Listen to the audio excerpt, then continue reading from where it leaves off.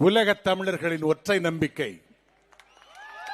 இதோ இதோ உங்கள் முன் இன்றைய நாளின் துயரத்தையும் நாளை எதிர்காலத்தை நாம் கொள்ள வேண்டிய லட்சியத்தையும் இதோ பாங்குடன் எடுத்துரைக்க வருகிறார் அண்ணன் செந்தமிழன் சீமான்.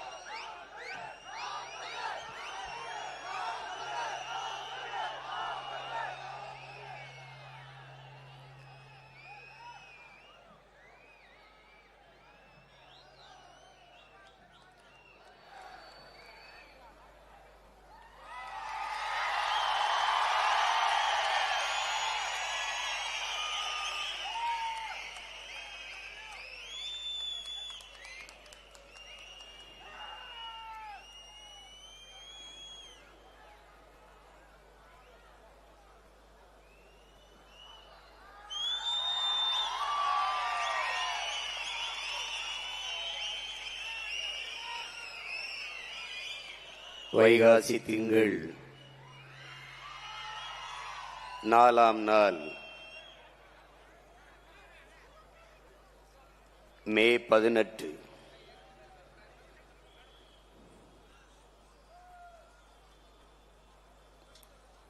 இனப்படுகொலை நாள்.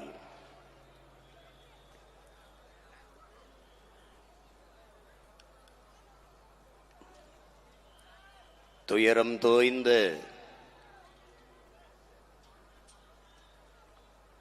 இந்நாளில் நம்முடைய துயரத்தில் பங்கேற்று பகிர்ந்து கொண்டு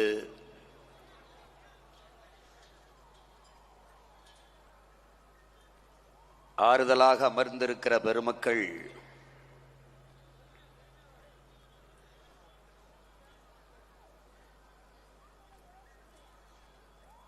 இந்திய பெருநிலம்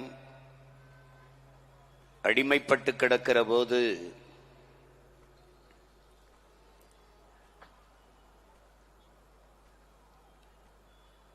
ஆயுதத்தை வைத்துத்தான் வெள்ளையன் நம்மை அடிமைப்படுத்தி இருக்கிறான். அவனுக்கு அவன் மொழியிலேயே அவன் வழியிலேயே பதில் சொல்ல வேண்டும், பாடம் புகட்ட வேண்டும் என்ற உணர்வோடு இந்திய தேசிய இராணுவத்தை கட்டி எழுப்பிய மாவீரன், கொஞ்சம் ரத்தம் தாருங்கள், நான் நிறைய சுதந்திரம் தருகிறேன் என்ற முழக்கத்தை முன்வைத்து இந்த மண்ணின் விடுதலைக்காக வீர போர் புரிந்த மறவன் சுபாஷ் சந்திர போஸ் பிறந்த மண்ணிலிருந்து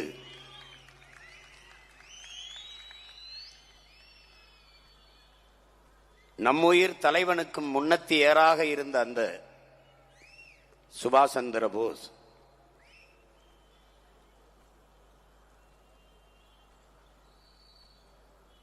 அவருடைய மண்ணில் இருந்து வங்க தேசத்திலிருந்து வந்திருக்கிற போற்றுதற்கும் வணக்கத்திற்கும் உரிய பெருந்தகை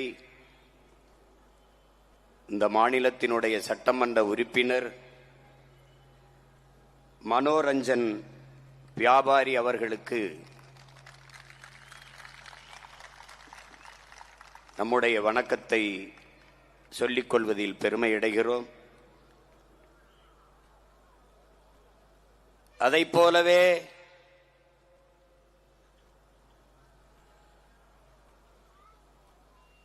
சுதந்திரம் என்பது மனித குலத்தின் பிரிக்க முடியாத பிறப்புரிமை என்ற முழக்கத்தை முன்வைத்த ஒரு மாவீரன். புரட்சி என்பது ரத்தம் சிந்தும் வன்முறையாகத்தான் இருக்க வேண்டும் என்பது இல்லை.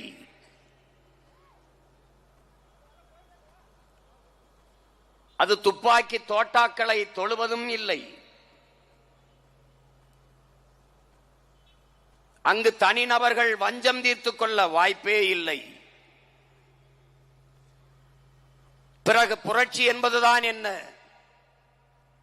வெளிப்படையாகவே அநீதிகளால் கட்டமைக்கப்பட்ட சமூகத்தை தகர்த்து முற்றுமுழுதாக புதிய ஒரு சமூகத்தை படைப்பதுதான் புரட்சி என்ற முழக்கத்தை முன்வைத்த இளைய புரட்சியாளன் பகத்சிங் பிறந்த மண்ணிலே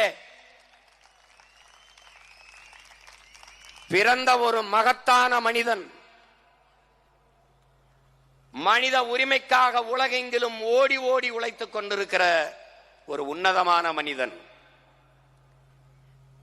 எழுத்தாளர், பேராசிரியர், நம்முடைய பேரன்பிற்குரிய பெருமகனார் ஜக்மோகன் சிங் அவர்களுக்கும் நம்முடைய வணக்கத்தை சொல்லிக் கொள்வதில் பெருமையடைகிறோம்.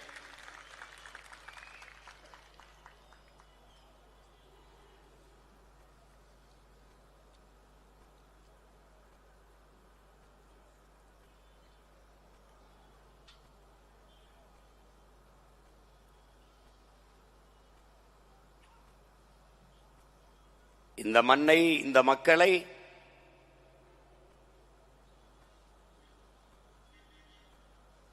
எழுச்சியும் புரட்சியும் மிகுந்த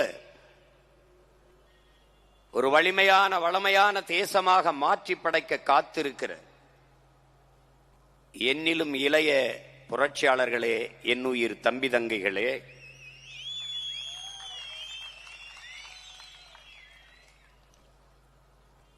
பேரன்பு கொண்டு நான் பெரிதும் நேசிக்கின்ற எனதருமை பெற்றோர்களே,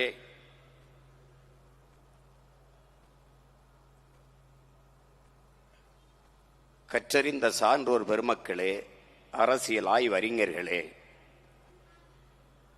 உலகெங்கும் வேர்பரப்பி வாழ்கிற என்னுயிர் சொந்தங்களே, எங்கள் உயிரோடும் உணர்வோடும் கலந்து வாழ்கிற என் இனமான சொந்தங்களே, உங்கள் எல்லோருக்கும் என்னுடைய வணக்கம்.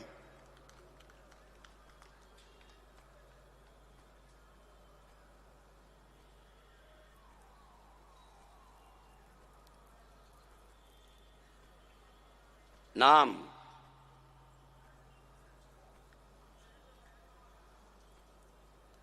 வரலாற்றில் புறக்கணிக்கப்பட்ட இனத்தின் மக்கள்.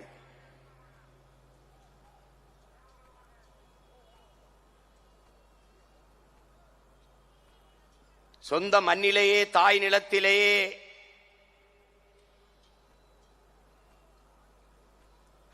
நாம் தமிழர்கள் என்கிற உணர்வை இழந்ததால், சாதி மலங்களால் பிளவுண்டு பிரிந்ததால், தன்னின பகையால் நமக்குள்ளே மோதி மோதி ரத்தம் சிந்தி வீழ்ந்ததால்,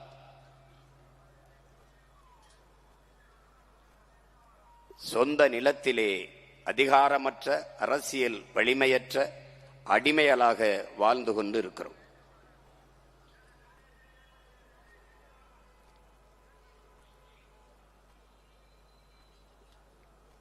தமிழ் தேசிய மக்கள்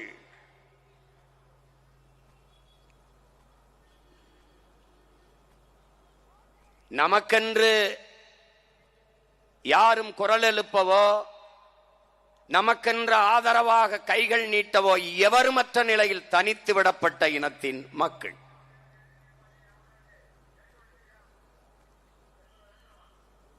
சிதைந்து அழிந்து கொண்டிருக்கிற தமிழின மக்கள் பாதுகாப்பாக வாழ்வதற்கு போராடித்தான் ஆக வேண்டும் என்ற நிலைக்கு தள்ளப்பட்டு விட்டார்கள். இந்த வரலாற்றின் பேர் அழைப்பிலிருந்து, பெரும் பணியிலிருந்து தமிழ் இளம் தலைமுறையினர் விலகிச் செல்ல முடியாது என்று நம்முயிர் தலைவன் மேதகுவே பிரபாகரன் அவர்கள் நமக்கு அறிவுறுத்தி இருக்கிறார்கள். நாம் தனிமைப்படுத்தி விடப்பட்ட அடிமை இனத்தின் மக்கள். நான் அடிமை, நீங்கள் அடிமைகள், நாம் அடிமைகள்.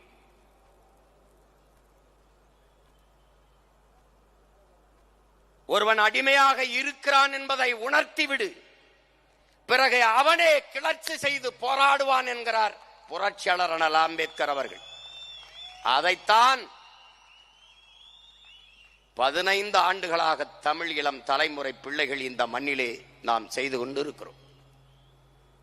முன்னைக்கு முன்னே முளைத்து முளைத்து எழுந்து கொண்டிருக்கிறோம்.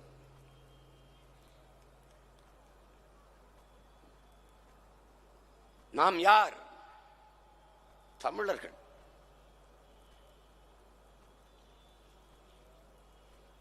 தமிழன் பெருமைக்குரியவன். காரணம், தமிழ் பெருங்குடியில் பிறந்ததினாலேயே பெருமைக்குரியவன் என்கிறார் நம்முடைய தாத்தா புரட்சி பாவலர் பாவேந்தன் பாரதிதாசன். நாம் பெருமைக்குரியவர்கள். ஏன்? முன்னைக்கு முன்னம் தோன்றிய மூத்த மொழி தமிழின் பிள்ளைகள், உலக மொழிகளின் தாயின் மக்கள்.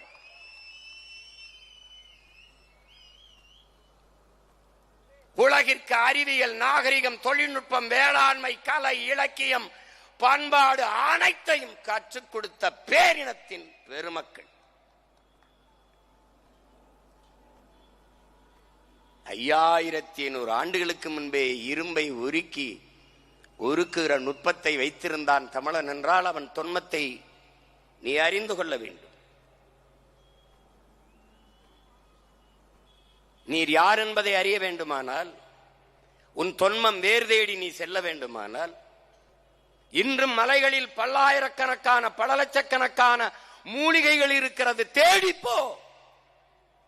அது எதை உண்ணால் எந்த நோய் குணமாகும் என்று கண்டுபிடி.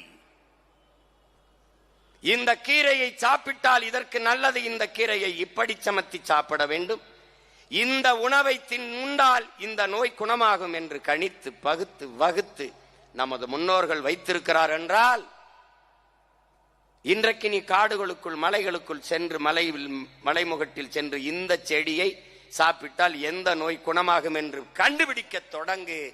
உன்னுடைய தொன்மத்தின் வேர் தெரியும். 2000 ஆண்டுகளுக்கு முன்பு நம்முடைய மூதாதை வள்ளுவ பெருமகனார் தந்தருளிய மறைமொழி இன்று வரை எந்த மேதையாலும் எந்த ஆய்வறிஞனாலும் எவராலும் சொற்பிழை பொருள் பிழை எதையும் கண்டுபிடிக்க முடியாத ஒரு மானுட வாழ்க்கைக்கு நெறியை தந்த மகான் நம்முடைய மூதாதை வள்ளுவ பெருமகனார். அவனே வியக்கத்தக்கவன் என்றால் அவனுக்கு தமிழ் பயிடுத்தி வித்த ஆசிரியன் எவன் என்றார்? கம்பன், கபிலன், வள்ளுவன், இளங்கோ சங்க இலக்கிய பாக்களை தந்த பெருமக்கள் எல்லோருக்கும் தமிழ் புகட்டிய ஆசிரிய பெருமகன் யார்? தொன்ம இலக்கணம் தொல்காப்பியம் தான் என்றால் அவனை பயிற்றுவித்தவன் அவன். அவனே 100க்கு மேற்பட்ட இடங்களில் என்பனார் புலவர் என்கிறான். எனக்கு முன்னவர்கள் கூறியது போல என்று தொல்காப்பியன் சொல்கிறான் என்றால் உன்னுடைய வேரை கண்டுணர்வன் எவன்? தமிழன் என்கிற போது ஒரு திமிர்வும் நிமிர்வும் வந்தால் நீ உண்மையிலேயே தமிழன். குனிந்து கைகட்டி ஊழ கும்பிடு போட்டு வாழ்க ஒளிக கோஷம் போட்டாய் உன்னை தூக்கி சுடுகாட்டில் போட்டான்.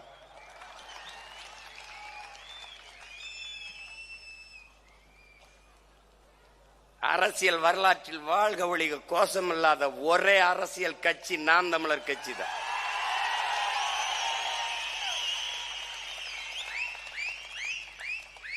தலைவன் வாழ்க, அவன் வாழ்க, இவன் வாழ்க இல்லை, தமிழ்தாய் வாழ்க, தலைவர் பிரபாகரன் வாழ்க என்ற முழக்கத்தை முன்வைத்த படை நாம் தமிழர் என்பது கட்சி அல்ல. தமிழ் தேசிய மக்கள், அடிமைப்பட்ட தமிழ் தேசிய மக்களின் உரிமை மீட்சிக்கு விடுதலைக்கு போராட வந்த மக்கள் ராணுவம் என்பதை எண்ணரும் தம்பி தங்கைகள் மனசில் வைத்துக் கொள்ள வேண்டும். யார் நீ? வரலாற்றில் நீ யார்? நாம் யார்? தமிழர்கள். அறம், பொருள், இன்பம், நிபாரா, மானம், அறம், வீரம் மூன்றும் உயிரென்று வாழ்ந்த மறவர் கூட்டம் நாம். மானத்துக்காக்க உயிரையே விட்டவர்கள், அறத்தின் வழி நின்று வாழ்ந்த மறவர்கள். கடல் பட கடந்து படை பல நடத்தி உலகத்தின் பல்வேறு நிலப்பரப்பை வென்று உலகத்தின் 3வது பெரிய வல்லரசை நிறுவிய அருண்மொழி சோழன் அரசேந்திரனின் வாரிசுகள். பல்வேறு நாட்டை வென்றான். எந்த இன மக்களையும் அடிமைப்படுத்தி நமது முன்னவர்கள் ஆண்டதில்லை. ஏன்? தமிழனின் மாண்பு. வரலாற்றில் செய்தி இல்லை. தமிழர்கள் இந்த நாட்டு மக்களை, இந்த இனத்தின் மக்களை அடிமைப்படுத்தி ஆண்டார்கள் என்ற செய்தி எங்காவது உண்டா? இல்லை. பிறகு எங்களை சிங்களவன் அடிமைப்படுத்தி ஆள நினைத்தால் விடுவதற்கு இவர்கள் என்ன பூனையா, எலியா, புலிகளடா?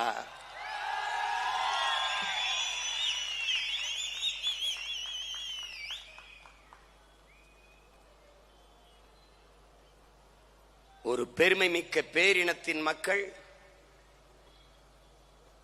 ஆழ்ந்து சிந்தித்து பாருங்களேன் அன்பு சொந்தங்களே. மூவேந்தர்களின் வாரிசுகள், சேர சோழ பாண்டியனின் பரம்பரையில் வந்தவர்கள். முள்ளிவாய்க்கால்குள் முடங்கிய நாள் இன்றுதான்.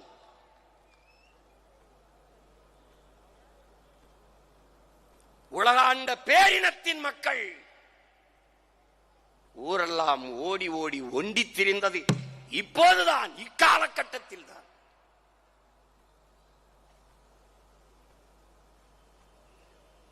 கடாரம் கொண்டவன்,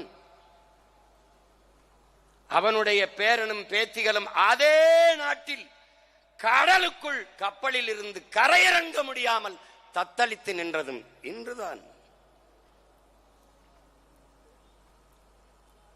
பச்சிலங்குழந்தைகள், பால்குடி மறவாத எமது பிஞ்சுகள் பாஸ்பரஸ் குண்டுகளுக்கு செத்து கருகியதும் இன்றுதான். கோட்டை கட்டி ஆண்ட இனம் கொத்து கொத்தாக கொத்தனை குண்டுகளுக்கு செத்ததும் இன்றுதான். இன்றுதான். ஈக்கும் எறும்புக்கும் இரக்கம் காட்டியவன், ஈதல் இசைபட வாழ்தல் அது வல்லது ஊதியமில்லை உயிருக்கு என்ற மறைமொழி தந்தவனின் வாரிசுகள், வள்ளுவ பெருமகனானின் பேரனும் பேத்திகளும் ஈவு இரக்கமின்றி கொல்லப்பட்டதும் இன்றுதான்.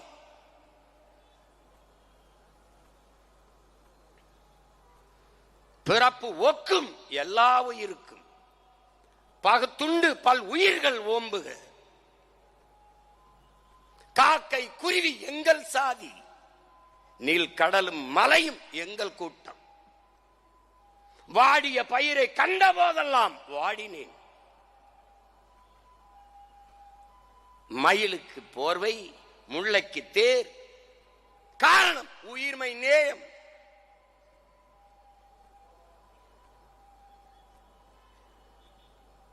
உயிர்மை நேயம் கொண்ட நம் முன்னவர்கள்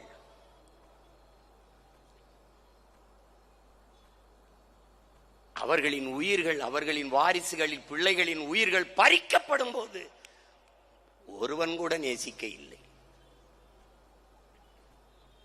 இதுதான் கொடுமை.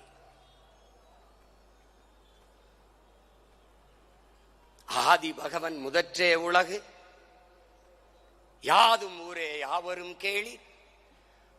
உலகு உலகு கம்பன், கபிலன், இளங்கோ, வள்ளுவன் எல்லோரும் உலகம் தழுவியே பாடினார். யாதும் ஊரே யாவரும் கேளீர் கனியன் பூங்குன்றன். உலகம் தழுவி நேசித்து நின்ற இனத்தின் மக்களை நேசிக்க உலகில் ஒருவனும் இல்லை. என்னரும் சொந்தங்களே, என்னிலும் இளைய என் தம்பி தங்கைகளே, உடலில் எங்கு காயம் பட்டாலும் முதலில் கண் அழுகும்.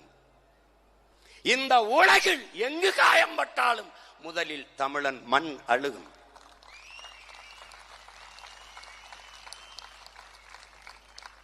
இந்த தமிழ் மண் அழுதிருக்கிறது. ஆனால் என் மண்ணும் மக்களும் மரணிக்கும் போது உலகில் ஒருவன் கூட அழவில்லை. இதுதான் வரலாற்றில் பெருந்துயரம், பெருங்கொடுமை. பெருங்கொடுமை.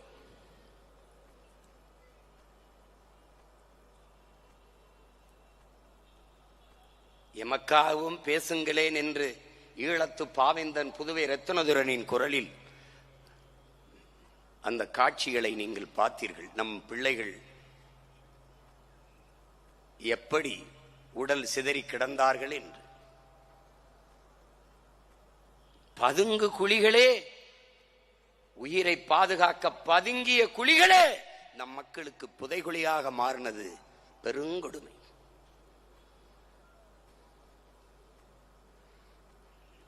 ஈழத்தாயின் மடியில் முழுக்க முழுக்க ரத்தமும் கண்ணீரும் சுமந்து பிரசவித்த அவளே தன் வயிற்றுக்குள் தன் இன பிள்ளைகளெல்லாம் வாங்கி கொண்ட பேரவளம் இந்த நூற்றாண்டில் நிகழ்ந்து விட்டது. கேட்க நாதி கிடையாது. மாட்டுக்கு நீதி சொன்ன மனுநீதி சோழனின் வாரிசுகளுக்கு உலகில் நீதி சொல்ல நாதி கிடையாது.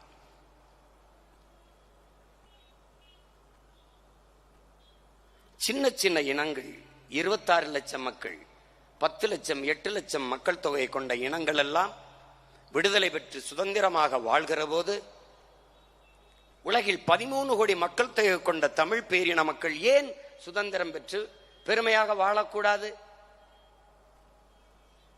ஒரு இனம் என்றைக்கு முழுமையான விடுதலை அடையும்? அது என்றைக்கு தனக்கென்று ஒரு நாடு அடைகிறதோ அன்றுதான் அது முழுமையான விடுதலையே அடையும். உலகில் எல்லா மொழிகளும் மனிதன் பேசிய மொழி. என்னுயிர் தமிழ் இறைவன் பேசிய மொழி. இந்த நிலத்தில் வணங்குகிற இறைகள் எல்லாரும் என் மூதாதைகள். என் முன்னவன் சிவன் என் ஆதிப்பாட்டன், முருக பெருந்தகை என் முன்னவன் என் முப்பாட்டன், மாயோ என் முன்னவன் என் இறை, குறிஞ்சி நில இறை, முல்லை நில இறை, மருத நில இறை, இவர்கள்தான் பெருநில முழுமைக்கும் கொண்டாடப்படுகிறது. திருமால், பெருமாள், வெங்கடாச்சலபதி யார்? பெருமாள், திருமால் என்பது என்ன மொழி? சொல் சொல் சொல். சிவனை பாடியதில் 63 நாயன்மார்களில் ஒருவன் பிறமொழியாளன், 12 ஆழ்வார்களில் ஒருவன் பிறமொழியாளன்.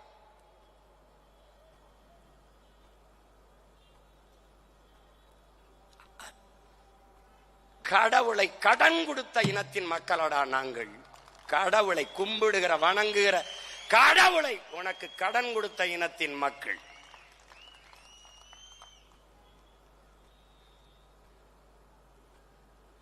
என் மொழி மணிநெற்றி உமிழ் செங்கன் தலல் உரை சுடர் கடவுள் தந்த தமிழ்ங்கிறான்.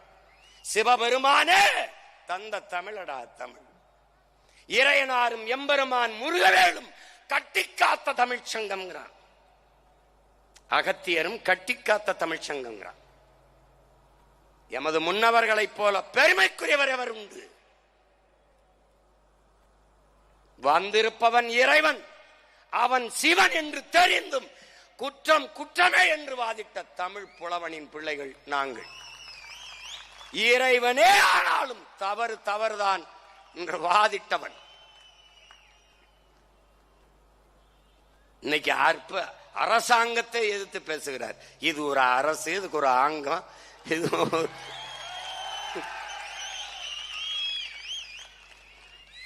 அந்த மொழி சீரசை சந்தம் யாப்பு தொடை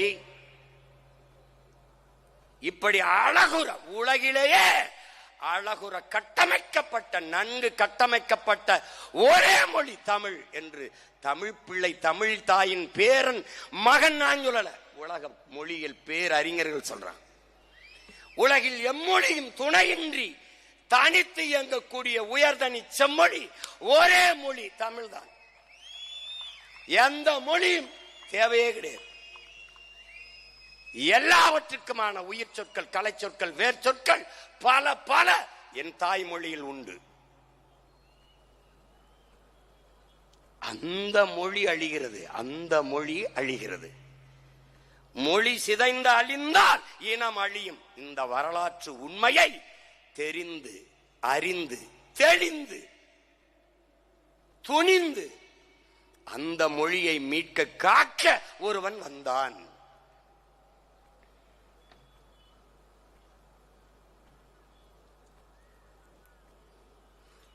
நிலத்தை இழந்தால் பலத்தை இழப்போம், பலத்தை இழந்தால் இனத்தை இழப்போம்.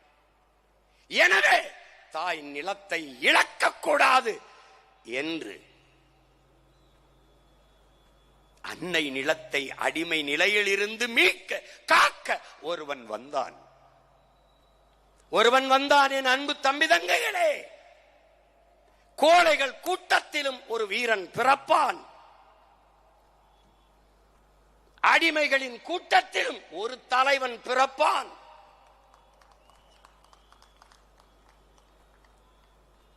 அப்படி இருள் மண்டி கிடந்த என் இன மக்களின் வாழ்க்கையில், அடிமைப்பட்டு கிடந்த அன்னை தமிழ் சமூக மக்களின் வாழ்க்கையில் அதை மீட்க காக்க எங்களிடத்திலே ஒரு மீட்பன் வந்தான்.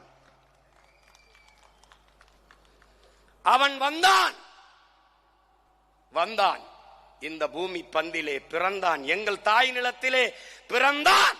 பார்வதி தாயின் வயிற்று வழியில் அல்ல, தமிழ் தாயின் வரலாற்றின் வழியே அவன் பிறந்தான்.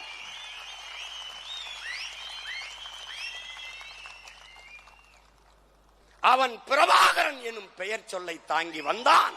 தமிழ் பேரினத்தின் வரலாறாகவே வாழ்ந்தான்.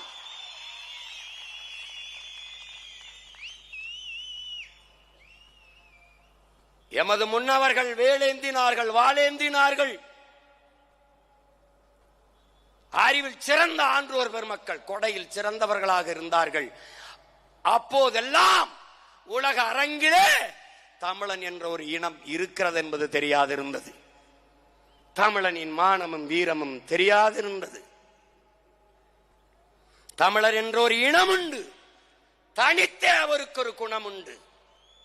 அமிழ்தம் அவரது மொழியாம், அன்பே அவரது வழியாம். நம்முடைய தாத்தா நாமக்கல் கவிஞர் ராமலிங்கம் பிள்ளை பாடினார். அவன் பேரன் தமிழர் என்று ஒரு இனம் உண்டு. தனித்தே அவருக்கு ஒரு குணம் உண்டு.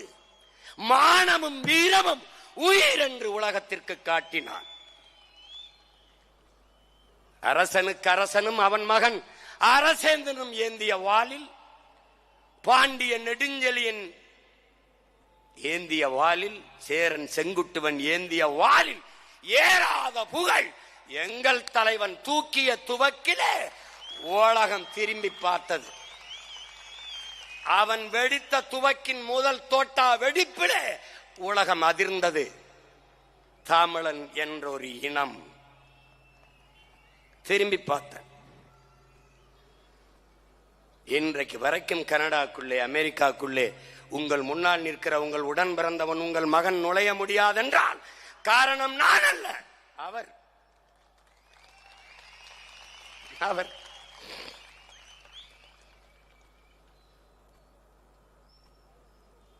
இன்றைக்கு வரைக்கும் நடுக்கம். 16 ஆண்டுகளாய்விட்டது. இன்றும் அந்த பயம் போகல.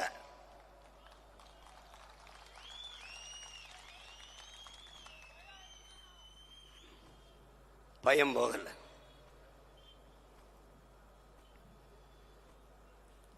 அந்த தலைவன் ஒரு கனவு வைத்திருந்தான், ஒரு கனவு கொண்டிருந்தான். 200 ஆண்டுகளுக்கு பிறகு என் இனம் எப்படி வாழ வேண்டும் என்கிற புனித கனவு.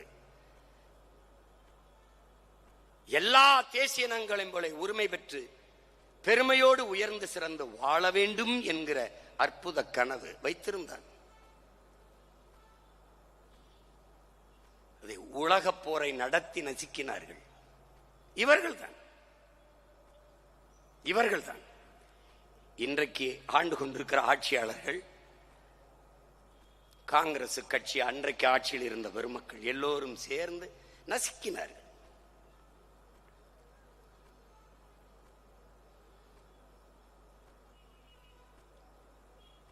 அது ஒரு இனத்தை மட்டும் கொள்ளவில்லை, ஒரு பேரினத்தின் விடுதலை என்கிற புனித கனவையும் கொன்றுவிட்டது என் உடன் பிறந்தார்களே. அதுதான் பெருந்துயரம், பெருந்துயரம்.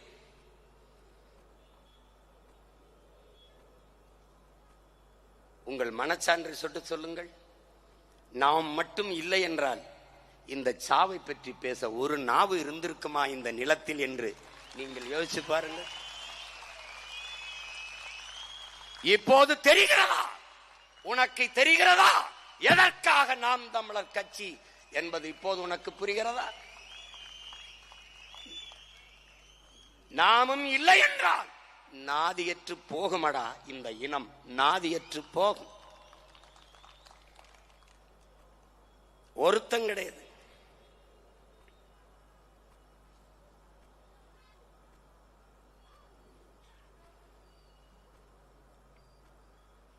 எப்படி கொன்று குவித்தார்கள் 2008 2009 அந்த காலகட்டத்திற்கு போய்ப்பார். இந்த காட்சியை உன்னால பார்க்க முடியல, கண்ணால பார்த்த மகன் நான் இருக்கேன். இந்த நிலத்தில் கடைசியாக இந்திய பெருநிலத்தில், தமிழக தாய் நிலத்தில் ஒரே ஒரு மகன், கடைசியாக என் தலைவனை சந்தித்து விட்ட மகன் நான் ஒருவன் தான் இருக்கிறேன், எவரும் கிடையாது. எனக்கும் என் தலைவனுக்கும் இடையே என்ன நடந்தது என்பது எங்க இருவருக்கும் தான் தெரியும். மிக முக்கியமான தளபதிகள் என் தலைவனை சந்தித்திருக்குமே மொழியே இந்த நிலத்திலிருந்து எவருமே கிடையாது. எனக்கு என்ன சொல்லப்பட்டது, நான் என்ன செய்து கொண்டிருக்கிறேன், நான் என்ன செய்தேன் என்பதை ஒரு நாள்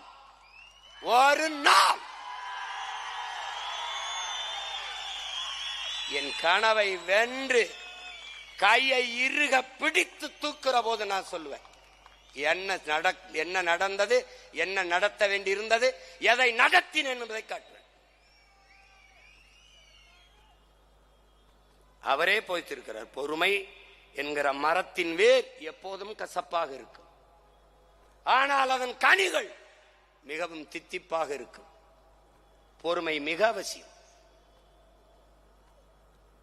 அவரே கற்பித்தார், விமர்சனம் என்பது வெறும் கற்கள் தான், நம்மை காயப்படுத்தும் சொற்கள் அல்ல.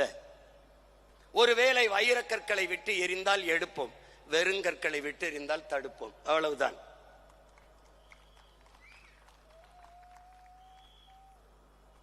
அறிவார்ந்த பெருமக்களே, அன்னை தமிழ் சமூகத்தின் பிள்ளைகளே, நமக்கு இருக்கிற பொறுப்பையும் கடமையையும்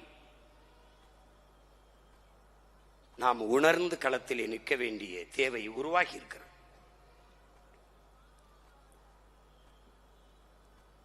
இங்கே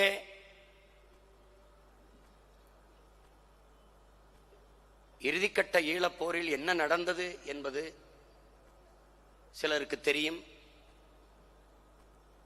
அதற்கு பின்னாடி பிறந்து வளர்ந்த பிள்ளைகளுக்கு தெரிய வாய்ப்பில்லை.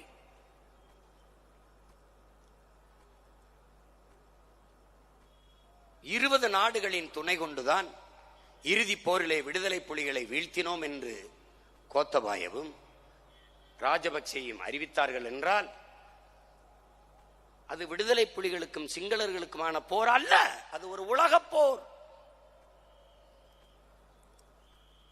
உரிமைக்காக, விடுதலைக்காக உலகத்தை எதிர்த்து போர் புரிந்த மறவர்கள் நாம் என்பதை நினைவில் வைத்துக் கொண்டு நிமிர வேண்டும்.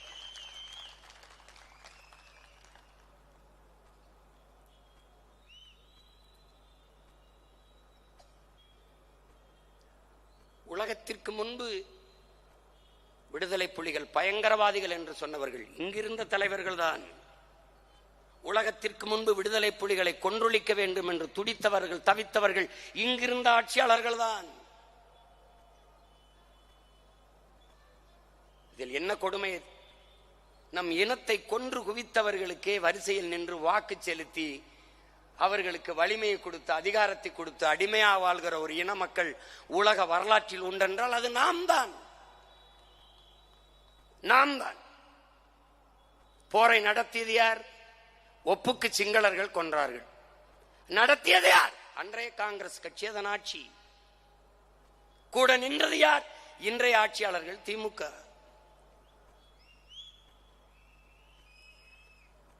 போராடி நிறுத்த வேண்டிய உயரத்தில் இருந்தது யார்? அன்றைய அதிமுக. 2G அலைக்கற்றுக்காக ஒரு மாதம் பாராளுமன்றத்தை முடக்கி போட்ட கட்சி பாரதிய ஜனதா. பக்கத்தில் ஒரு தீவில் இத்தனை மக்களை கொன்று குவிக்கிறார்களே, அவர்களுக்கு ஏன் நீங்கள் உதவி செய்து கொண்டிருக்கிறீர்கள்? அந்த போரை தலையிட்டு நிப்பாட்டுங்கள் என்று பேசாது இருந்த கட்சி பாரதிய ஜனதா. இதிலிருந்து நீ என்ன தெரிந்து கொள்ள வேண்டும்? இவன் 4 பேருமே தமிழ் பேரினத்தின் பகைவர்கள், எதிரிகள் என்பதை நீ புரிந்து கொள்ள.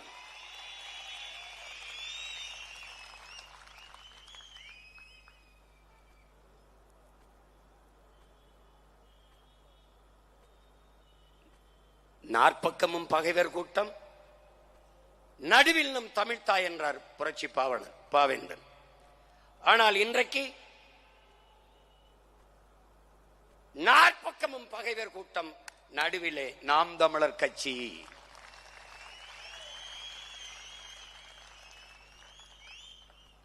நான் தலைவன், நீ தொண்டன் அல்ல, நீ ஒரு புரட்சியாளன். நீ உன் புரட்சியாளன், நான் ஒரு புரட்சியாளன். என்னையும் உன்னையும் உருவாக்கியவன் அந்த மாபெரும் புரட்சியாளன் பிரபாகரன் என்ற பெரும் புரட்சியாளன். அன்பு தம்பி தங்கைகளே, மக்களுக்காக போராடுகிறவன் தலைவன், மக்களை போராட தயார் செய்கிறவன் புரட்சியாளன். ஒரே நேரத்தில் மக்களுக்காக போராடுகிற தலைவனாகவும் போராட தயார் செய்கிறவனாகவும் இருந்தவன் நம் உயிர் தலைவன் மேதகவி பிரபாகரன் அவர்கள்தான். அந்த புரட்சியாளன் உருவாக்கிய இந்த தலைமுறை புரட்சியாளர்கள் நீயும் நானும் என்பதை மனதில் வைத்துக் கொள்ள வேண்டும்.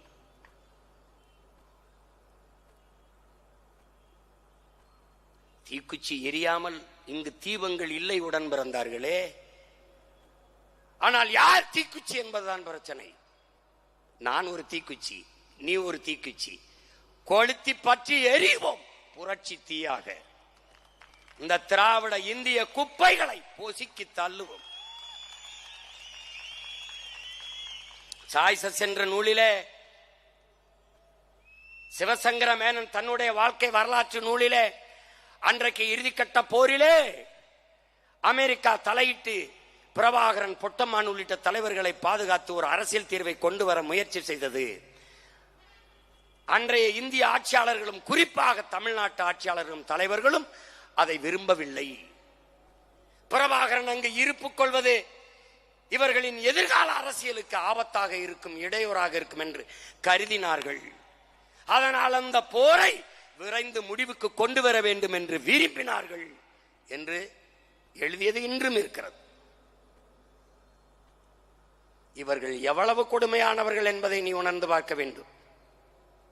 இறுதிக்கட்ட போரிலே கொத்து கொத்தாக நாம் செத்து விழுந்து கொண்டிருந்த நாளிலே பெற்ற பிள்ளைகளை எல்லாம் தாய் நிலத்தின் விடுதலைக்காக பலியிட்ட தலைவன் இந்த பக்கத்திலே. அறிவார்ந்த பெருமக்களே, பெற்ற பிள்ளைகளுக்கெல்லாம் பதவி கேட்டு டெல்லியிலே முகாமிட்டிருந்த தலைவர்கள் பிறந்த நாளை 100 ஆண்டு பிறந்த நாளை ஓராண்டு கொண்டாடுகிறார்கள் உன் நிலத்திலே. ஞாபகம் வச்சுக்க. நீ ராஜசேகர் ரெட்டி யார்? காங்கிரஸ் கட்சிக்கும் திமுக என்ன சம்பந்தம்? காங்கிரஸ் கட்சியை வீழ்த்தித்தான் திமுக பதவிக்கே வந்தது. ஆனால் அந்த காங்கிரஸ் கட்சியின் ஆந்திர மாநிலத்தினுடைய முதல்வர் ராஜசேகர் ரெட்டி, அவர் இறந்து விட்டார். அந்த நேரத்தில் ஈழத்திலும் போர், நாமும் செத்துக் கொண்டிருக்கிறோம். அவர் இறந்து விட்டார் என்பதற்கு அரசு பொது விடுமுறை விட்ட பெருந்தகை நம்முடைய ஐயா கருணாநிதி அவர்கள். ராஜசேகர ரெட்டிக்கு இங்க இதுக்கு என்ன சம்பந்தம் இருக்கு? தெய்வ திருமகன் நம் தாத்தா முத்துராமலிங்க தேவர் செத்ததுக்கு விடுமுறை உண்டா ஆந்திராவில்? நம்முடைய தாத்தா பெருந்தலைவர் காமராஜர் செத்ததுக்கு விடுமுறை உண்டா ஆந்திராவில்? செக்கிழுத்த செம்மல் செத்ததுக்கு உண்டா?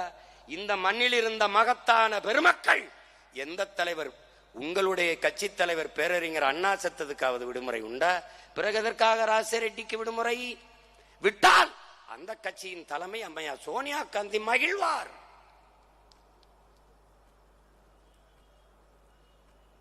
மானத்தமிழ் பிள்ளைகளே, இனியாவது விழித்துக் கொள்ளுங்கள். அரை கம்பத்தில் எந்த காங்கிரஸ் கொடியை இறக்கி திமுக கொடி ஏறியதோ அதே காங்கிரஸ் கட்சிக்காக அரைக்கம்பத்தில் திமுக கொடி இறங்கி பறந்தது வரலாறு. ராஜசேகர ரெட்டி மரணத்திற்கு உன் இனம் மொத்தமும் செத்து போனது. உன் இனத்தில் அரிதினும் அரிதாக 1000 ஆண்டுகளாக வாராது வந்த மாமணியாக வந்த மகன் பிரபாகரன் என்ற பெருந்தலைவன் செத்து போனான் என்று நாடும் ஏடும் பதிவு செய்கிறது. உன் இனம் செத்து போனது, உன் நாடு அழிந்து போனது, உன் நாடு சுடுகாடாய் போனது, கரும்புகை சூழ்ந்து எழுகிறது, உலகம் உறைந்து கிடக்கிறது. தமிழ் பேரினம் ஒவ்வொரு வீட்டிலும் இழவு விழுந்தது போல உக்கி குறுகி அப்படியே நிற்கிறது. கண்ணீர் சிந்தி கையை பிசைந்து கொண்டு தவிக்கிறது. இதே நாள் மே 18 போர் முற்றிற்று என்று முடித்தான் ராஜபக்சே. இந்த துயரத்தை இத்தனை ஆண்டுகளாக தனக்கு வாக்கு செலுத்தி தன்னையும் தன் குடும்பத்தையும் வசதியாக வாழவும் ஆளவும் வைத்த மான தமிழ் மக்களின் உணர்வுக்கு மதிப்பளித்து அந்த நாளை விடுமுறை நாளாக, ஒரு துயர நாளாக, தமிழின மக்களின் துயர நாள் என்று அறிவித்து விடுமுறை விட முடியாதா? அரைக்கம்பத்தில் கொடிக்கம்பத்தை பறக்க விட்டிருக்க முடியாதா? ஏன் இந்த மண்ணில் எந்த கட்சியடா செய்தது? எந்த கட்சி செய்தது? என்ன கட்சி? விடுதலை புலிகள் பயங்கரவாதிகள், தீவிரவாதிகள். சரி, மாவீர தினத்திற்கு நீ வணக்கம் செலுத்தவில்லை. செத்து கரிக்கட்டையாக நின்று இங்கே கதறி சிதறி கிடந்த என்னுடைய பிள்ளைகள் என்ன செய்தார்கள்? இந்த இன மக்கள் செத்தார்களே, அவர்களின் துயரம் ஜோய்ந்த இந்த மே 18வது நாளில் ஒரு வார்த்த செய்தியை மாண்புமிகு தமிழக முதல்வர் ஐயா முத்துவேல் கருணாநிதி ஸ்டாலின் பதிவு செய்தது உண்டா? இல்ல ஐயா எதிர்கட்சி தலைவர்? தமிழன் வாக்கை வாங்கி வயிறு வளர்த்து பிழைக்கிற இவர்கள் உன்னுடைய உன்னுடைய உன்னுடைய உணர்வுக்கு ஒரு மதிப்பு இருக்காடா இந்த நாட்டில்?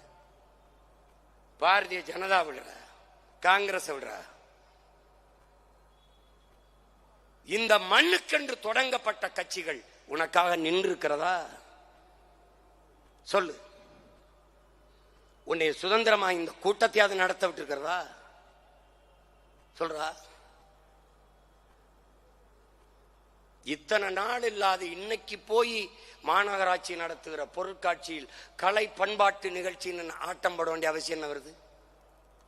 தனியார் முதலாளி நடத்துகிற நிகழ்ச்சி பணம் வாங்கி கொண்டுதான் உள்ளே அனுப்புவான். இன்னைக்கு மட்டும் கட்டணம் இலவசம் என்று அறிவிக்க வேண்டிய அவசியம் ஏன் வருகிறது? ஏன் வருது? முன்னாடி நிற்பவன் பிரபாகரன் மகன் என்பதால் வருகிறது.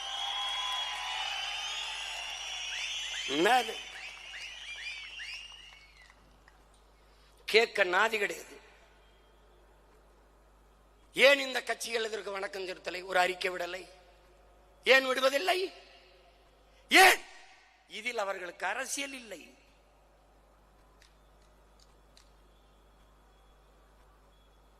அரசியல் இல்லை, இதில் வாக்கு இல்லை என்று கருதுகிறார்கள்.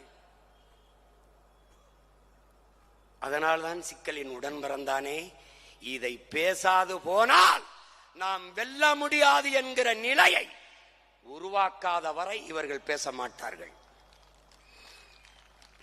இவர்கள் பேசாததால் இந்திய நாட்டை, இந்திய துணைக்கண்டத்தை ஆள்கிற காங்கிரஸ் பிஜேபிக்கு வசதியாக போய்விட்டது.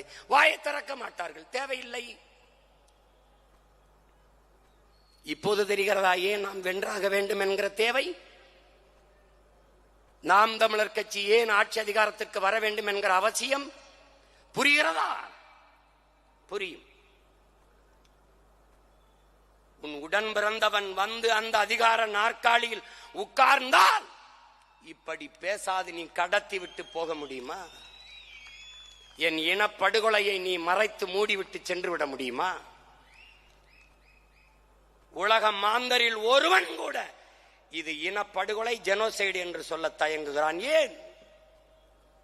இந்திய நாட்டில் எந்த ஒரு மகனும் இது படுகொலை, இனப்படுகொலை என்று பேச பயப்படுகிறான். ஏன்? செத்தவன் முழுக்க தமிழன், கொன்றவன் முழுக்க சிங்களன்.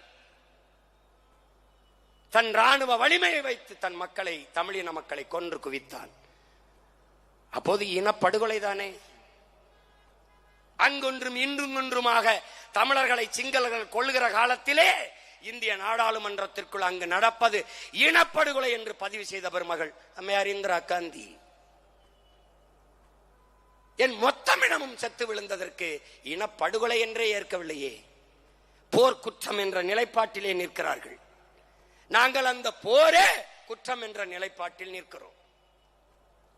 அந்த போர் குற்றத்திற்கு கூட ஒரு உரிய விசாரணை இதுவரை நடக்கவில்லையே. காரணம் என்ன? இந்தியா வாய் திறக்கவில்லை.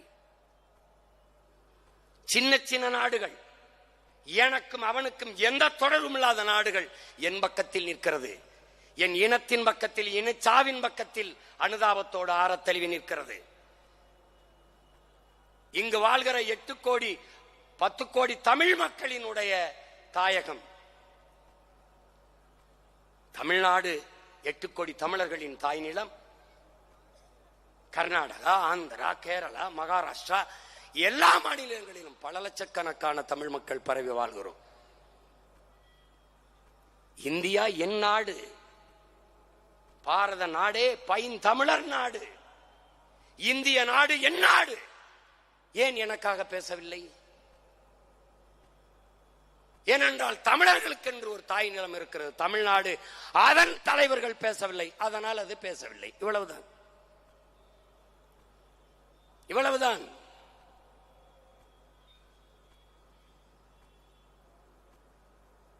நமக்கு ஒரு பெரிய மயக்கம் இருக்கிறது, சாதி. இன்னும் ஒரு பெரிய மயக்கம் இருக்கிறது, மதம். அதற்கப்புறம் ஒரு மயக்கம் இருக்கிறது, சாராயம். பிறகு திரை கவர்ச்சி. இது நாளிலும் இருந்து தப்பிக்க முடியாத சிக்கிக்கொண்ட பூச்சிகள் போல ஆயிட்டோம். மொழி இன உணர்வு செத்து போனது. அதனாலே நம் இனம் மொத்தமும் செத்து போனது. இவ்வளவுதான். இப்போதுதான் இந்த நிலத்தில் தமிழரின வரலாற்றில் நிகழாத நிகழ்வு இப்போதுதான். தமிழ் தேசிய இனத்தில், தமிழீழ மண்ணில்தான் தமிழர்களின் ஆன்மா விழித்துக் கொண்டது என்று நம் உயிர் தலைவர் மேதகவே பிரபாகரன் அவர்கள் குறிப்பிட்டார்கள்.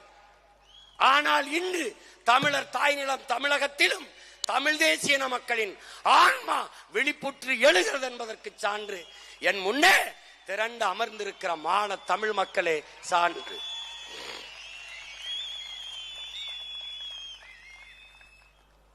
சாதிக்காக கூடுவான் பல லட்சக்கணக்கில், சார்ந்த மதத்திற்காக கூடுவான் பல லட்சக்கணக்கில், கும்பிடுகிற சாமிக்காக கூடுவான் பல லட்சக்கணக்கில். ஆனால் முதலாக வரலாற்றில் தான் பிறந்த பெருமை மிக்க தமிழன் என்கிற இனத்திற்காக இப்போதுதான் கூட தொடங்கி இருக்கிறார். இதுதான் வரலாற்றில் மாறுதல், இதுதான் புரட்சி, இதுதான் புரட்சி.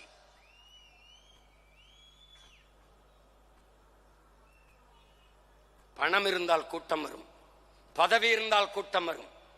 இரண்டும் இல்லாத கூட்டம் வரும் என்றால் இன உணர்வும் மான உணர்வும் இருந்தால் மட்டும்தான் கூட்டம் வரும்.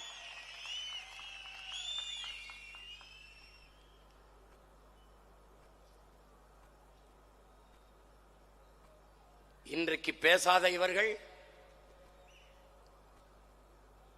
நீ பார், இதையெல்லாம் பேசினால் தான் தமிழர்கள், மான தமிழ் மக்கள் ஓட்டு போடுவார்கள், வாக்கு செலுத்துவார்கள் என்கிற நிலை உருவானால் நம்மை முந்திக் கொண்டு பேசுவார்கள். காரணம், இவர்களுக்கு தேவை வாக்குதான், நம்முடைய வாழ்க்கை அல்ல. இவர்களுக்கு தேவை ஓட்டுதான், நம்முடைய உணர்வோ உரிமையோ அல்ல, உயிரோ அல்ல. எனக்கு முன்னால் உட்கார்ந்திருக்கிற அமர்ந்திருக்கிற நீங்கள் என் உடன் பிறந்தார்கள், என் உறவுகள். நீங்கள் எனக்கு ஒரு உயிர். ஆனால் இந்தியர் திராவிடருக்கு நீங்கள் வெறும் அற்ப ஓட்டு. அவ்வளவுதான், அவ்வளவுதான். மான தமிழ் மக்கள் எழுச்சியுற வேண்டாமா, விழிப்புற வேண்டாமா? என் வாழ்க்கையை பற்றி கவலைப்படாத அவனுக்கு எதற்கு என் வாக்கு என்ற கேள்வி உங்களுக்குள் எழ வேண்டாமா?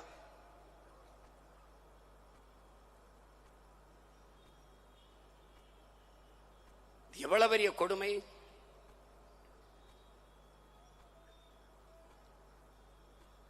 அந்த படுகொலைகளை என் கண் முன்னால் இறந்த மக்கள் எத்தனை பேர், எத்தனை பிஞ்சுகள்,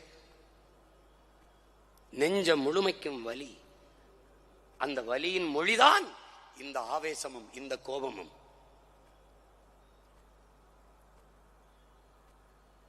ஒரு தங்கை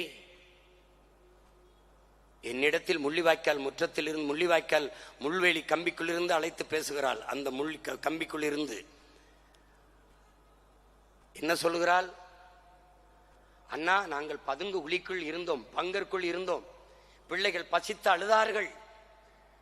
சரி, அந்த குழியின் கரையிலே அதிலே ஒரு பானையை வைத்து உலையை வைத்து வெறும் அரிசியவாது போட்டு காய்ச்சி பிள்ளைகளுக்கு கொடுத்து விடலாம் என்று அடுப்பை பத்த வைக்க அந்த பாத்திரத்தை எடுத்துக்கொண்டு நிமிர்ந்தேன். அண்ணா, பார்க்க முடியவில்லை அண்ணா, நம் சொந்தங்களுடைய நம் மக்களினுடைய கையும் காலும் குடலும் தலையும் செதறி செதறி விழுந்ததண்ணா. அப்படியே நான் மயங்கி உள்ளே குழிக்குள்ளே விழுந்து விட்டேன் என்று ஒரு மரத்தை காட்சிப்படுத்தியிருந்தான். நம் பிள்ளைகளின் குடல் அந்த மரங்களில் தொங்கிக் கொண்டிருந்தது. எப்படி மறந்து போக முடியும்? எப்படி இதை கடந்து போக முடியும்? ஆனால் மறந்து கடந்து நீ போய்விட்டாய். 16 ஆண்டுகளாகிவிட்டது. என் அருமை உடன் பிறந்தானே, நீ நினைத்து பார். ஈழ தாயகத்தில் மே 18 இதே 2009ஆம் ஆண்டு போர் முற்று பெற்று விட்டது. அவ்வளவுதான் தமிழன் என்று கொக்கரித்தார்கள். எவ்விடத்தே நாங்கள் வீழ்ந்தோம் என்று கருதினீர்களோ உலகத்தீரே அவ்விடத்தே நாங்கள் எழுந்தோம் என்பதை காட்டுவதற்காக அதே 2010 இதே நாளில் மே 18 சாதி மத உணர்ச்சியை பின்னுக்கு தள்ளி, சாதியும் மதமும் எங்கள் அடையாளங்கள் அல்ல என்ற உணர்வை பின்னுக்கு தள்ளி நாங்கள் தமிழர்கள் என்கிற தேசிய இன உணர்வை முன்னிறுத்தி எழுந்தோம். நாங்கள் தமிழர்கள், நாம் தமிழர் என்று. அந்த நிலத்தில் இறக்கப்பட்ட புலிக்கொடியை இந்த நிலத்தில் ஏந்தி பிடித்தோம். பறக்க பறக்க உயர உயர ஒரு முழக்கத்தை முன்வைத்தோம். பறக்கட்டும் பறக்கட்டும் புலிக்கொடி, இனியேனும் இம்மண்ணில் சிறக்கட்டும் சிறக்கட்டும் தமிழ் குடி என்ற முழக்கத்தை முன்வைத்து, இது விடுதலை புலிகளின் கொடி அல்ல, தமிழ் பேரினத்தின் பரம்பரை கொடி. கரிகால் பெருவள சோழனும் அருண்மொழி சோழனும் அரசேந்திரனும் ஏந்தி பிடித்த கொடி, நம் பாட்டனின் கொடி, நம் பரம்பரை கொடி. அதை திமிருடனும் துணிவுடனும் தூக்கி பிடி.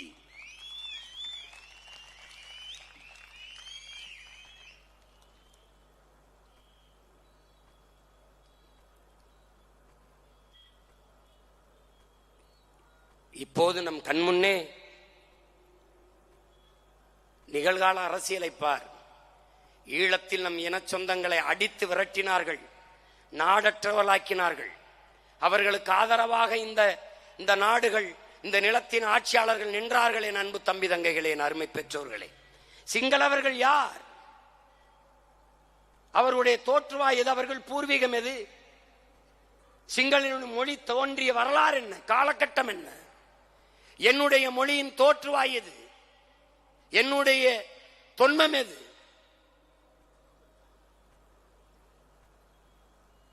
என் நிலத்திலே அண்டி ஒண்டி பிழைக்க வந்த சிங்களன் என்னை அடித்து விரட்டி நாடற்றவனாக்கினான் என்றால் அதை எப்படி சகித்துக் கொண்டு வாழ்வது?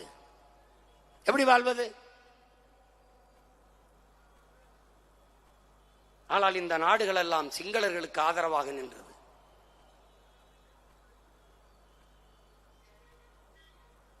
பெருந்துயரம் இது, பெருங்கொடுமை.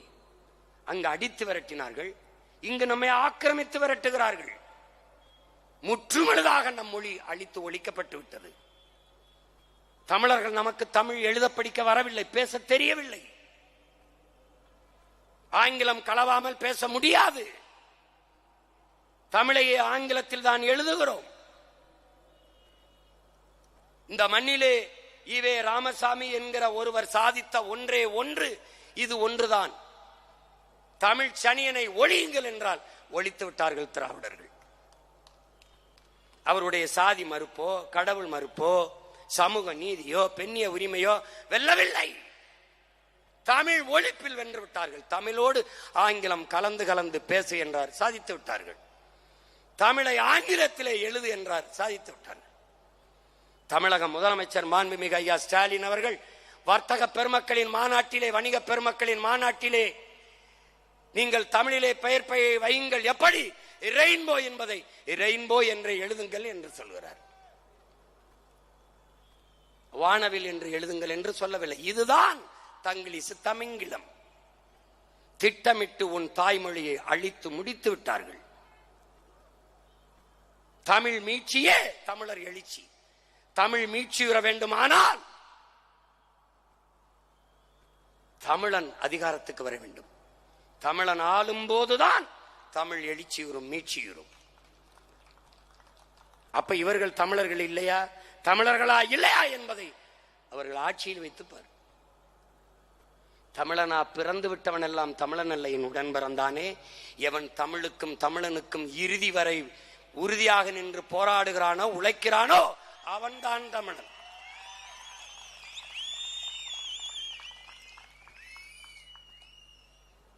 அவன்தான் தமிழன். இப்ப என்ன செய்ய போகிறாய்? உன் மொழி மீட்சிக்கு என்ன செய்ய போகிறாய்? 1.5 கோடி வட இந்தியன் இங்கே வந்து விட்டான். இந்தியை எதிர்க்கிறதுக்கு பெருமக்கள் நமக்காக பேசினார்கள். 500 ஆண்டுகளை தொடாத இந்தியை எல்லாம் படிபடி என்கிறான். 50,000 ஆண்டுகளுக்கு மூத்த உன் தாய்மொழியை விட்டு நீ வெளியேறி கொண்டிருக்கிறாய். என்ன செய்ய போகிறோம்? இந்தி படித்தால் வட இந்தியாவில் வேலை என்கிறார்கள். அப்ப எதற்காக 1.5 கோடி வட இந்தியன் என் நிலத்திற்கு வந்தான்? என் நிலத்திற்கு எதற்காக வந்தான்? வந்தவன் என்ன செய்கிறான்? குடும்ப அட்டை பெறுகிறான், வாக்குரிமை பெறுகிறான். இது எவ்வளவு பெரிய பேராபத்தை உண்டும் என்பதை நீ புரிந்து கொள்ள வேண்டும். இதே நிலத்தில் கோயம்புத்தூர், திருப்பூரிலே இன்னும் சரியாக 10 ஆண்டுகளில் நாம் அடித்து விரட்டப்படுவோம். எழுதி வைத்துக் கொள். தமிழன் தொழிற்சாலையில் தமிழர்களுக்கு வேலை கொடுக்காதே என்று வடவர்கள் போராடுகிறார்கள். நீ ஈரோட்டிலே, பெருந்துறையில் எல்லாம் தமிழ் வேட்பாளர்கள் வெல்வது வாய்ப்பில்லை. இங்கேயே கோவை தெற்கிலே அம்மா வான்மதி சீனிவாசன் 20,000 வாக்கிலே வென்றிருக்கிறார்கள். அந்த 20,000 வாக்கும் வட இந்தியர்கள் வாக்கு. இந்த நிலத்தின் அரசியலையும் அதிகாரத்தையும் அவன் தீர்மானிப்பான். நீ இந்தி பேசக்கூடிய இன்னொரு மாநிலமாக இது மாற்றப்படும். நீ அடித்து விரட்டப்படுவாய். ஈழத்தில் அடித்து விரட்டப்படும் போது ஏதிலியாக வந்து நிற்கவாவது இங்க ஒரு இடம் இருந்தது.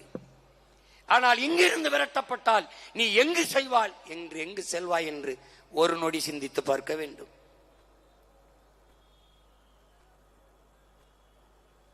உன்னை அச்சப்படுத்த நான் சொல்லவில்லை, எச்சரிக்கையாக இரு என்று நான் உனக்கு உணர்வூட்டுகிறேன்.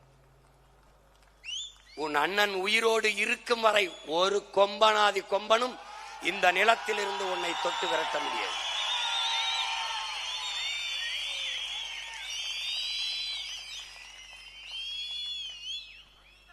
நீ விழித்துக் கொள்ள வேண்டும்.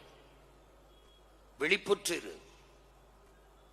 விழிப்புற்று இருப்பதே விடுதலையின் விழிப்புணர்வே விடுதலையின் முதற்படி என்கிறார் நம்முயிர் தலைவர் மேதகுவே பிரபாகரன் அவர்கள். கவனமாக இருக்கணும்.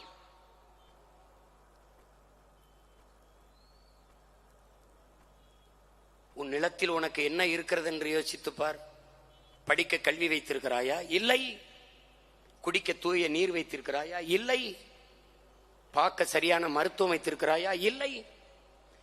பயணிக்க பாதை இருக்கிறதா? இல்லை. படித்தால் வேலை இருக்கிறதா? இல்லை. நீ சாப்பிடுகிற உணவு உணவுதானா? அதுவாவது உனக்கு தெரியுமா? இல்லை. நீ நஞ்சை உண்டு கொண்டிருக்கிறாய். நஞ்சை உண்டு கொண்டிருக்கிறாய். நீர் என்று விஷத்தை அருந்திக் கொண்டிருக்கிறாய். காற்றென்று கந்தக தூசியை சுவாசித்துக் கொண்டிருக்கிறாய். 100 மரணத்தில் 90 மரணம் புற்று. 3 வயது குழந்தைக்கு புற்று. காரணம், தாயின் பாலில் இருந்து வந்த தொற்று. தாய்ப்பால் எப்படி விஷமானது? அவள் உண்ட உணவு விஷமானது. யாருக்கு இதை பற்றி கவலை உண்டு? காடுகளை அழித்தால் நட்டு வளர்க்கலாம். நீரை உறிஞ்சி வித்தால் தேக்கி வைத்து விட்டு செத்து போகலாம். மணலை எப்படி உருவாக்குவாய்? இயற்கையின் அரும்பெரும் குடை, அதை எப்படி உருவாக்குவாய்? மழை இல்லாத நிலம், பாலைவனம். நீ படிக்கவில்லையா? கற்கவில்லையா? என்னத்தை படித்து கிழித்தாய்? உனக்கு மூளை என்ற உறுப்பு எதற்கு? மழை இல்லாத நிலம், பாலைவனம். மழை இல்லை என்றால் மழை பெற முடியாது என்கிற அறிவியல், உயிரியல், இயற்பியல், வேதியியல் உண்மை எதுவுமே தெரியாதா? உன்னால் உருவாக்க முடியாத ஒன்றை உனக்கு அளிக்கிற உரிமையை எவன் கொடுத்தது என்ற கேள்வி ஏன் உனக்கு எழவில்லை? மலையை வெட்டி விற்கிறவன், குவாரி வைத்திருக்கிறான், செல்வந்தன், சமூக மதிப்புள்ளவன். மண்ணள்ளி வித்தவன் மாபெரும் பணக்காரன், சமூக மதிப்புள்ளவன். இதை தடுக்க போராடுகிற நீயும் நானும் குற்றவாளிகள். ஜாபர் அலியும் ஜாகிர் ஹுசேனும் கொல்லப்படுகிறார்கள் இந்த நாட்டிலே. எதை நோக்கி போகிறதடா இந்த நாடு? எதை நோக்கி போகிறது? சாராயத்தை அரசே விட்டுவிட்டு சட்டம் ஒழுங்கை பேசுவது போல ஒரு கேவலம் உலகத்தில் உண்டா?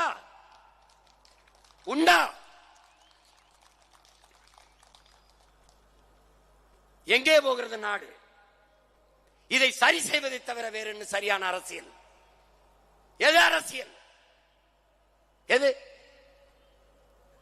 கூட்டணி வைக்க மாட்டாயா சீமான்? கூட்டணி வைக்க மாட்டாயா சீமான்? முதலில் இவர்கள் என்ன பேசினார்கள்? கூட்டணி வைக்கவில்லை என்றால் உங்கள் கூட வருகிற, உங்களை நம்பி வர்ற பிள்ளைகள் சோர்ந்து விட மாட்டார்களா? விடமாட்டார்கள்.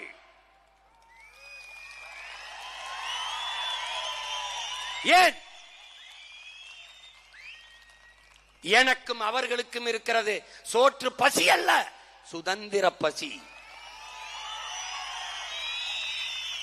எனக்கும் அவர்களுக்கும் இருக்கிற பசி வயிற்று பசி அல்ல, வரலாற்றின் பசி.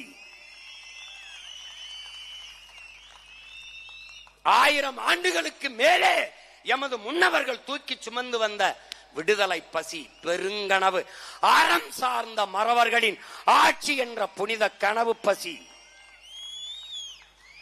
பசி, பஞ்சம், ஊழல், லஞ்சம், கொலை, கொள்ளை, சாதிய இழிவு, தீண்டாமை, அடக்குமுறை, ஒடுக்குமுறை, மதுமத போதை, பாலியல் வன்கொடுமை, இது ஏதுமற்ற தூய ஒரு தேசம் படைக்க வேண்டும் என்கிற லட்சிய பசி.